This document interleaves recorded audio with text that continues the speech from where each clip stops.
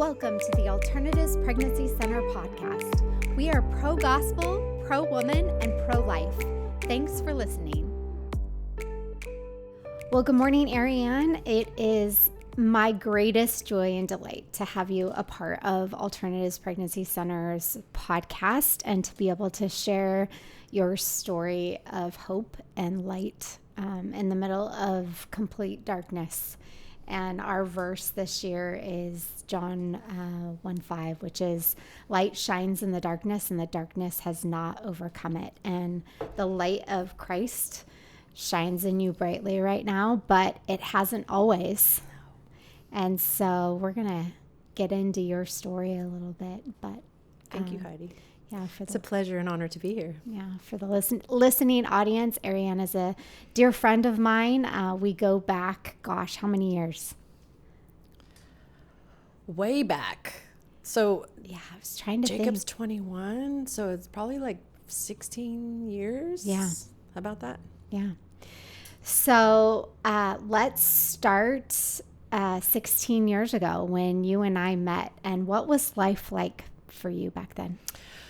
Well, when you and I met, I was in church, and to back up a little bit, when Jacob, my first son, was born, I was not raised in a Christian home. So when my first son was born, I started feeling like that longing inside of me for something spiritual. You know, deep down in every one of us, there's that fundamental idea of God, and that's kind of what started my spiritual journey, like searching and seeking. Because you grew up in a drug-addicted home, right? Like not going to church, and you know, I've forgiven my mom. And they really did the best they could because they were raised the same way. You know, my mom went through the windshield of a car when she was 13 with an alcoholic mother, 1,000 stitches in her face. So it's like that generational thing. But they really did the best that they could with what they had. But I was not raised in a Christian home. But I always felt that deep down need for God. And when Jacob was born, and I think that's like the closest I could ever get to God was like a newborn baby, like holding a newborn baby. That was like the most pure, unfettered little precious soul that you could get. And when I had him, it was like started me on this journey. So I was searching and was saved in 2006, and I think it was 2006, around then. And that's when I came to Sun River, and after searching for my church home. And that's where I met you.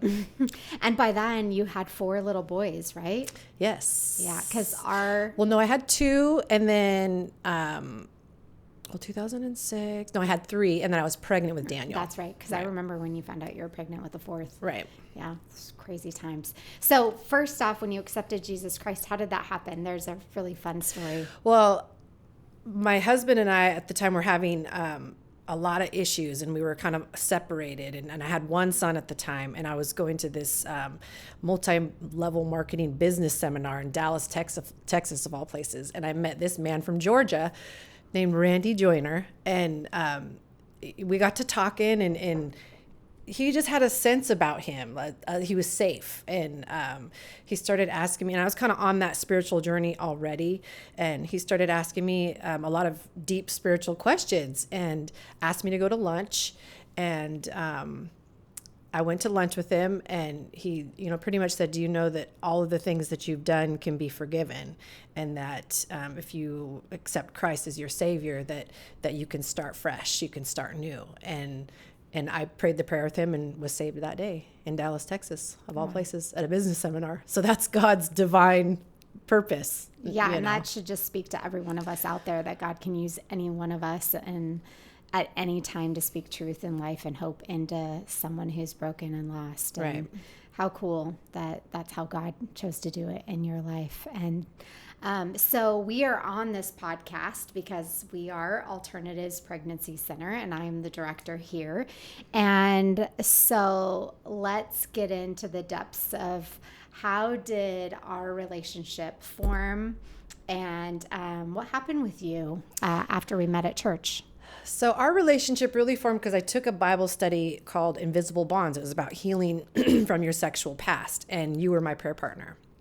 We became very close, and I was very active in church, going to Bible studies, and after the birth of my 4th son, Daniel, they sent me home with pain pills. And that's when my problem started, was with those pain pills. Because really, when I look back, it was me trying to be the perfect mom, the perfect wife, the perfect model of a Christian woman, all these perfect things, because I desperately wanted to have that home that I didn't get when I was a kid. So I was trying to force life to the way that I wanted it to be, and it never worked. I was just empty. And I always talk about it like that God-sized hole within me. Started filling it with outside things, and shortly. Well, it took about 5 years. I was taking pain pills, liked the way it made me feel.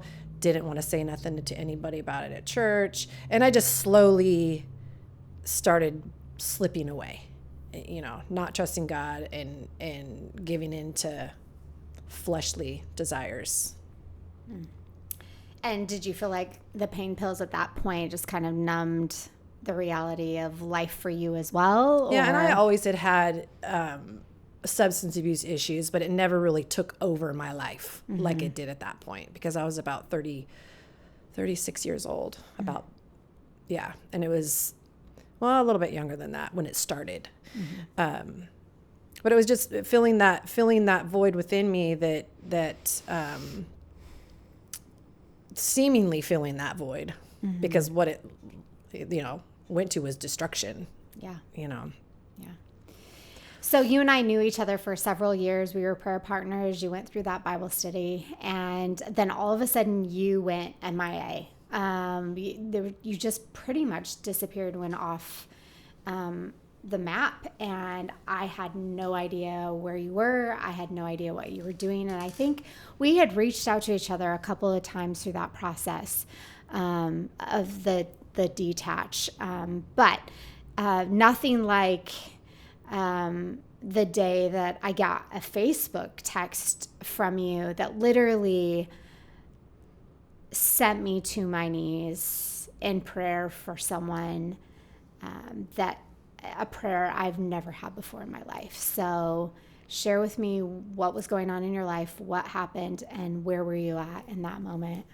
I've read that message over, and now reading it, I'm so grateful that I had a place I could reach out. But what ended up happening was I got so addicted to the pain pills, and my ex-husband didn't know about it, and life just started falling apart. I was distant. I was stealing money to fund my habit. It was all this hidden secretness, and then my marriage started falling apart. And then after my marriage fell apart, I switched from using pain pills to using meth, and lost custody of my kids, in and out of jail.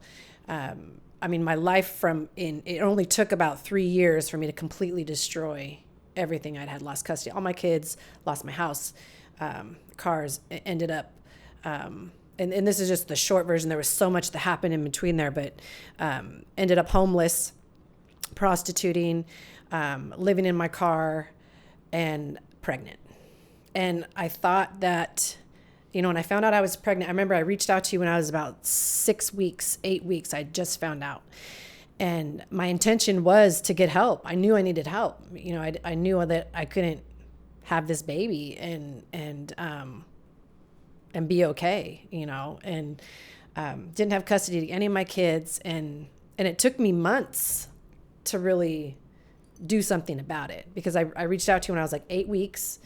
And then, yeah, and your text said that. Your text was like, I've destroyed my life. I laid it all out there. Yeah, her text was just crazy. I'm living out of my car, in and out of jail. And I just kept saying, Ariane, I just want to see you. Like, let me take you to lunch. I just want to see you face to face. And there was just that avoidance right out of the gate. And then I was ashamed. Yeah. I was ashamed. Yeah. And then 8 months later, I got another text from you. And at that point, I just, I think it's important for the listening audience to know that you and I hadn't talked for nearly 8 months. So I had assumed that you had an abortion because you were kind of contemplating what to do with that, and made all these assumptions. And then I get this other text from you that basically is like, I'm getting ready to deliver. I actually kept my baby.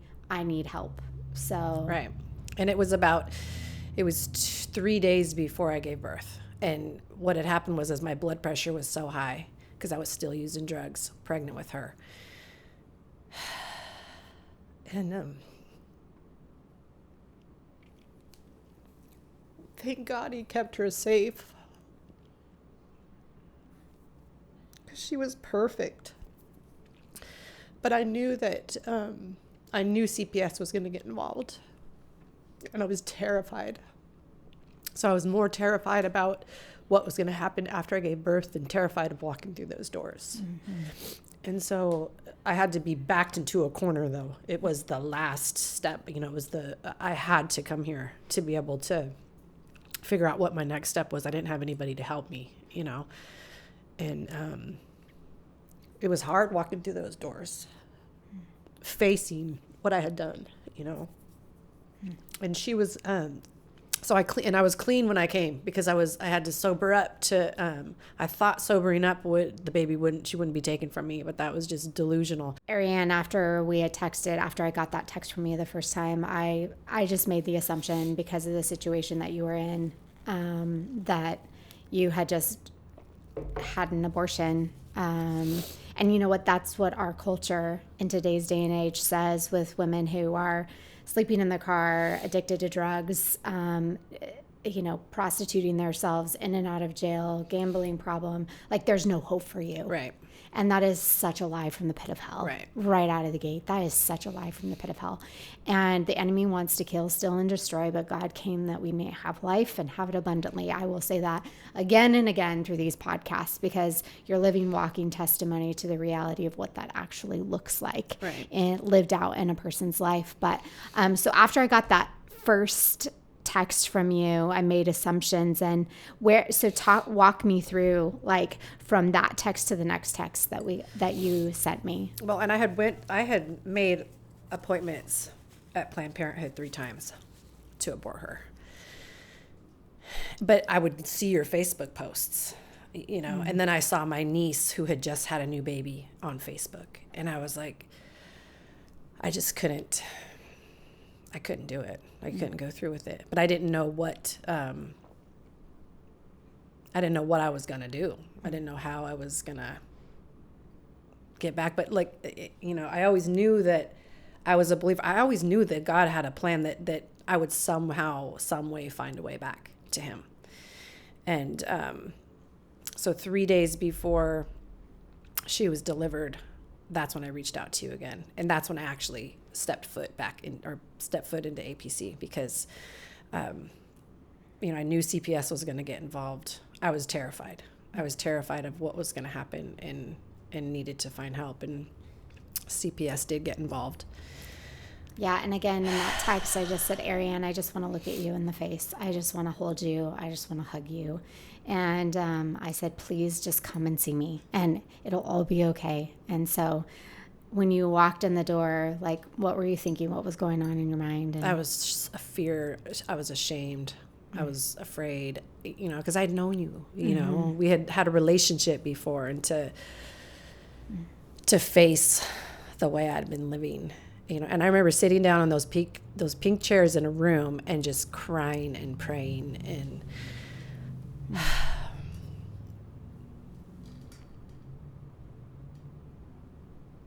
But I was terrified, because I didn't know, you know, I had completely destroyed everything. I didn't have custody of my kid, any of my boys, and I didn't know how to stop, you know. Yeah, so what happened from there? So I had her, and 3 days. So she was. So my sobriety date's 12/8/2019. She was born on December 13th, 2019, and you know, Kaiser had known that I had been using, and so they sent the social worker in, and they're going to take her. And this was like the first. Not the first miracle, because there was lots of miracles, but you were able to arrange for me, Jenna, being able to come and take Eliana and care for her while I was getting into rehab, because that was the only way. I was backed into a corner. I had to go to rehab to get her back. And I praise God for that every day, that you were able to arrange my brand new baby going to somebody that I knew, that I loved, that I had known from my previous time at church, that I knew she was going to be prayed over. She spent her first Christmas there. You know, I got into rehab on December 24th, you know, and so she spent her first Christmas with the Martins, and I was so grateful for that, because I knew she was being prayed over, you know, and I got to see her at church, and you holding her in front of the congregation, and me going back there just a complete total wreck of a mess, just trying to not use drugs and wait to get into rehab. And so the day after you had her and you left the hospital, and your little one is now safely in the hands of someone who you know loves her dearly and is going to take care of her. But you always talk about this moment of desperation. So share a little bit about that gift of desperation. It was a gift, because without that desperation, I wouldn't have stayed clean. You know, after losing your baby and going to a hotel room in a room full of people who were still using drugs, and that gift of desperation gave me the courage to not put in. You know, I was not going to continue that path because I was desperate. I was a complete emotional wreck. You know, high blood pressure, dangerously high blood pressure. You know. So it was a gift, and I was still kind of at that point not seeing God working in that whole thing, in that whole situation, but it was God. You know, I had to get desperate enough to look towards Him and to turn my will and my life back over to Him, so I could heal. You know. Yeah, there's two moments with your testimony specifically that God draws me back to whenever your name comes to mind, and number one was when I read your second text that you sent me, and I'm literally driving down the freeway and I'm listening to a Lauren Daigle song talking about dead things coming to life. Rolling Stones. Yes. And in that moment, I'm sobbing and I'm pleading with the Lord, if your blood shed really transforms lives, make it be so in Ariane's life. If you really are a God who cares about the woman that nobody else sees, see Ariane and transform her heart and her life. And I'm like banging on my steering wheel, praying for you, Lord, do this in her life. And to now see you now 4 years later and to see the transformation that happens, I want to specifically speak to the person who's listening to this podcast right now who has prayed for transformational work in the lives of people that they love. Like, God really does roll stones. God really does bring dead things to life, and He has done it in your life. And, 4 years later, you're a living, breathing, walking testimony of that. And yeah, the second most powerful moment was when you had reached out and we got you a hotel room and you were in that transitional place waiting to get into detox. Right. And although Andy and I and the church came around helping you have the necessary things that you needed to make the next steps and the next moves forward, I really felt the Holy Spirit cause me to pause, and I felt the Holy Spirit say, Heidi, I need to be the one that does all of this. Like, there are many of us that want to rush in and rescue and help and draw you out of that. And there are moments for that. So don't get me wrong. Like, there are moments where we are called to rush in and be the hands and feet of Christ and to help. But then there are those moments where helping hurts. And it was almost like what the Lord was telling you in that gift of desperation. He was also telling me at the same time, she needs to not only be desperate, but she needs to allow me to be the one that raises her out of the ashes and brings life to her so that she doesn't easily fall back into that. those are two memories. When I look at you on a daily basis, I'm just in awe of what God has done. It is not an organization. It's not alternatives. It's not anything we've done. It's what only God can do in the lives of. And him weaving the pieces together that fit. You know, but it takes action. You know, it took action on my part, and walking through a lot of pain, because really what created my issues with addiction was pain and unsettled past, not looking at, you know, things that healing and recovering from past hurts and resentments and pain. So it took action on my part, but when I took action, God would always just make all of the pieces fall into place. Yeah. So now looking back, where are you? What are you doing today, and what has God done in your life? Oh, goodness. Okay. Well, today, I'll have 4 years in December 8th, and all of my kids back in my life consistently. I've got an amazing job with the state, and that was all God. As I look back, I didn't get any felonies when I was getting, you know, my charges. So it's now I can have a job with the state. There's so many things when I look back that God had a hand in. He was protecting me as I walked through all of that chaos. He was still protecting me and keeping me safe.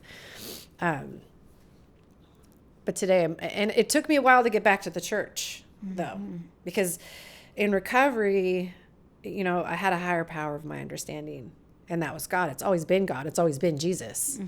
But for some reason, I resisted that for the first nearly 3 years of recovery. And yeah, you said when you got your divorce, you threw away all of your Bibles, all of your crosses, and you just were like, I was mad at God. But it's not God's fault. It's never God's fault. I created my own misery. You know, I was the author of my chaos. God didn't do that. You know, that was me. He walked me through it. He protected me through it. He brought me back from it. Isn't it funny he gets the bad rap for all of it, though? Right, right. It's not God's fault. God does not punish me that way, you know. But, so yeah, it took me a while to get back to the church. And I'd come to church, and then I'd not come. And then I'd come to church. But when I'd come to church, the people that I knew knew what I had done and walked through. So I felt ashamed and judged and you know, you and I had talked a lot about this. Finally I was just you know what, that's just me being selfish. How selfish am I to think that everybody's thinking about me and what I've done? I don't know what goes through people's heads. It's none of my business what other people think about me. I have a purpose today, and my purpose is to talk about what I went through in order to help save somebody else's life, because there's a lot of sick and suffering people out there with addiction problems that need help, and inside and outside of the church, you know, and sadly, I wish this wasn't the case, but sadly people don't flock to the church that need help. They have this perception that they have to have it all together before they go to church, and that's just not the case. We go to church and then God helps us figure it all out, you know. Let's talk specifically about where your boys are now, and them watching their mom walk through all of this. And so talk about their age ranges and where they were at, what they went through, your relationship with them, what happened when you told them you were pregnant. So let's go there real quick. Okay. So 5 children. Jacob's 21, Lucas is 17, William is 15, Daniel's 13, and Eliana is 3, almost 4. I had to think about that. If I get those wrong, they're going to get so mad at me. Mom, you don't even know how old I am. But so my older sons, you know, watched me abandon them. And they had a lot of pain, and they suffered a lot from, but they were also raised in church. I had them in church for a long time until I destroyed my life. And now, you know, they watched me destroy my life, especially my oldest son, you know, because he was kind of the caretaker of the others, and they all had an impact. And there was only times where I would during my addiction, I was able to see them, but I had to see them in a supervised setting. And that's when I told them I was pregnant with Eliana. And I really don't remember the reaction. I think that they weren't happy. They weren't like, oh, a sister, you know. They didn't realize that having her was going to end up saving my life, you know. But there was several years that I didn't see them at all, you know. And once I got sober and I was about 6 months, it was July 4th, 2020, I think, was the first time I got to see them again with their sister. And they love her.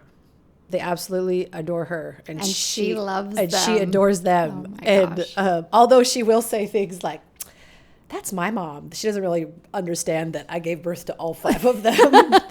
That's my mom. So they have fun little arguments over that. But, you know, because of the recovery program, I was able to make amends to each of them and sit down face to face and really cry. And you know, we cried. And there's still times that they'll bring up stuff that I've done from the past, but it's my relationship with them now is so open. I can talk to them about the tough stuff. I can talk to them about drugs and alcohol and where that will take you and unprotected sex. And, you know, our relationship now is so much more open. And, you know, just recently I've really been able to like commit myself going back to church because I need that community. And that's what I've realized. Like I had that fellowship in that community in recovery, but I need that fellowship in that community with other believers to hold me accountable and to share my light with them because who knows what people are going through, you know?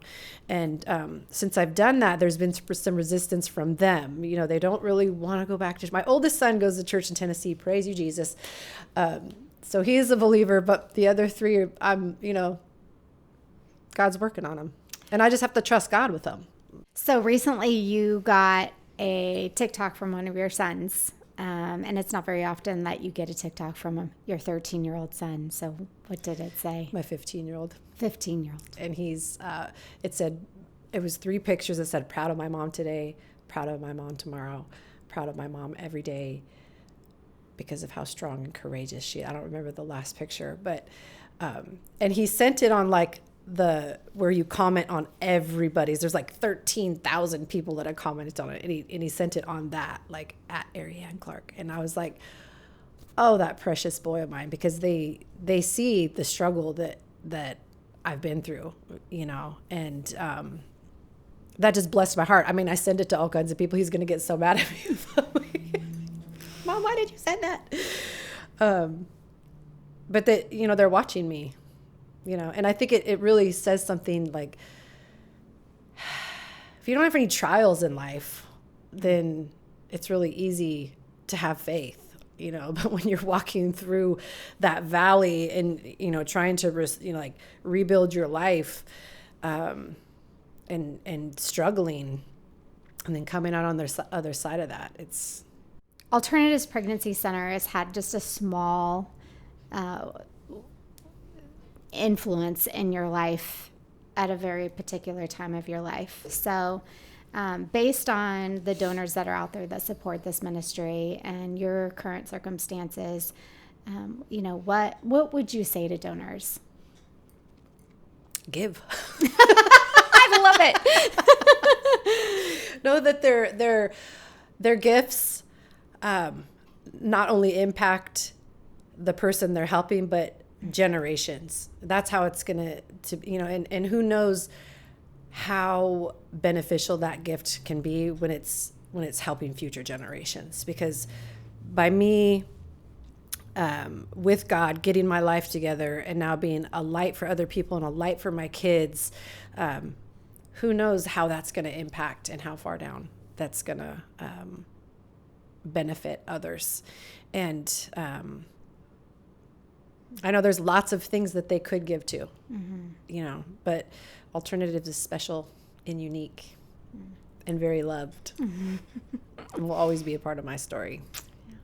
So incredible how God weaves our stories together for his glory, for sure. Is there anything else that you want to share with the listening audience about anything that you've gone through, or anything that you want to share with the church on how they embrace addicts? So that's my primary purpose today, is to meet other addicts and alcoholics and introduce them back to God. Because at the end of the day, God's the only one that can help me. I'm beyond human aid as an addict. I have to have God. I have to wake up every morning and make a conscious contact with God, because God is everything, hurry is nothing. If Ariane's will starts getting in the way, then I'll start getting selfish, self-centered, dishonest, afraid, and start acting out. But if I'm operating on God's will, then my days go so much better. And I can't be the director. He's the director.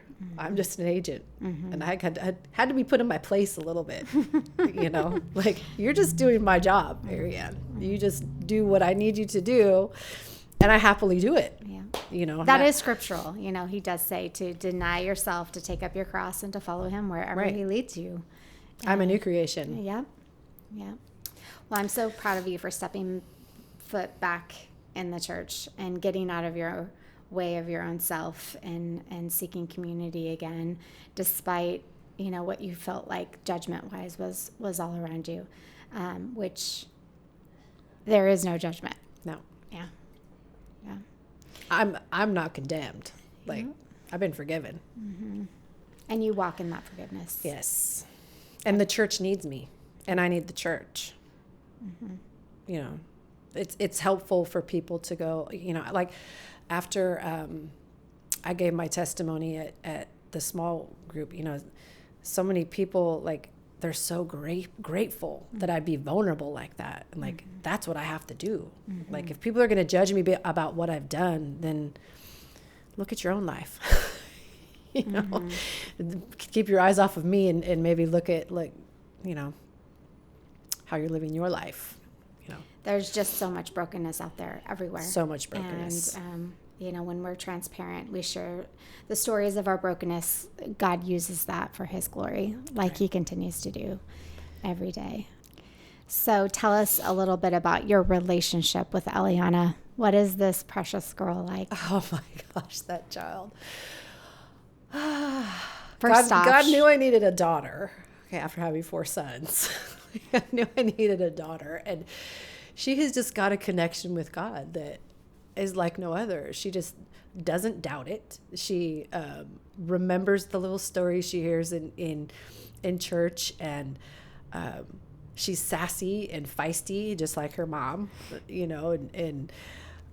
but she's got a soft little sweet spirit. She'll pat me on my back when she wakes up in the morning, and just her soft little touches, and God knew what I needed. God knew what I needed to wake me up. Not that I didn't need my boys to get better, but he knew that this little life, that this little daughter, he knew that I needed to get in touch with my more sensitive side, because she's super sensitive, and she's just precious.